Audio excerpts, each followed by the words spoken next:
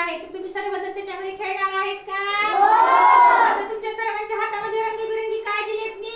Balloon. रंगीबिरंगी balloon छान छान तुम्हाला आवडतात ना? त्या बलून पासून आपण एक सुंदर खेळ खेळूया. आता त्या बलूनवर मी तुमच्या प्रत्येकाचं नाव लिहिलेलं आहे. तर आता तुम्ही सर्वजण मुलांनो काय करा, हा बलून तुमच्या समोरच्या कॉरिडॉर मध्ये टाका. Very good.